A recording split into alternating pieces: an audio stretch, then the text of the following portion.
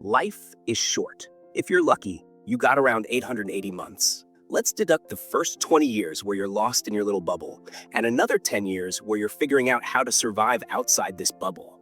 So let's say you're 30. You've got around 50 years left. That might seem like a lot, but that's only another 50 summers.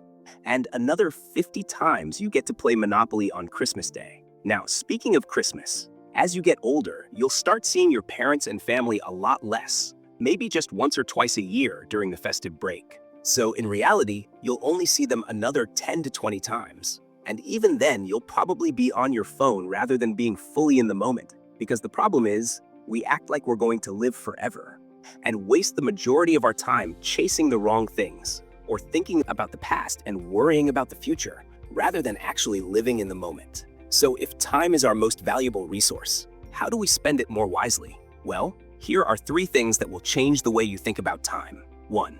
Imagine yourself on your deathbed, taking your last breath. In that moment, will you think, I wish I worked extra hard in my career and had the word senior or chief in my job title? I highly doubt it. Instead, you'll probably think, I wish I spent more time with my family and friends. But by then, it'll be too late. The only people who will remember your long hours are your family, not your boss or coworkers. In fact, by then, they probably won't even remember your name. So learn to prioritize your time.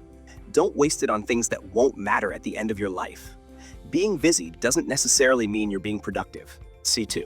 Speaking of family and relationships, according to Our World in Data, as kids, we spend most of our time with family. As we enter adolescence, we start spending more time with friends. Then fast forward to adulthood, we spend the majority of our time with our partner and maybe with kids of our own. Around the same time, we spend a significant amount of hours with our coworkers. But as we age and reach post-retirement, our social circle starts to reduce.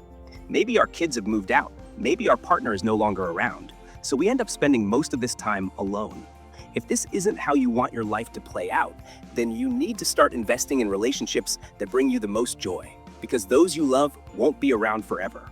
3. Spending your entire life chasing money just so you can buy a slightly bigger box is probably the easiest way to waste your life. However, if you use money wisely, it can provide the best leverage against time. For example, if something takes you 10 hours to complete, but someone else can do it in half the time, or they're just better than you in that particular thing, then outsourcing those tasks would be a pretty good return on investment, especially if your 10 hours are worth more than the cost of the service, either literally in monetary terms or in terms of peace of mind, knowing you've got an expert doing the job rather than you taking shortcuts and hoping your house doesn't blow up at night. Similarly, when you start viewing time as a currency, you'll think twice before spending $50,000 on a flashy car. Because in reality, you're not just paying 50Ks.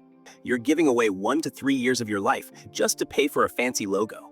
So maybe the old saying, time is money, wasn't so wrong after all. In short, your time here is limited. You can either waste it chasing the wrong things or invest it in the things that make life a bit more meaningful. Ultimately, if everything is a priority, then nothing is a priority. So choose wisely. Please subscribe for more videos.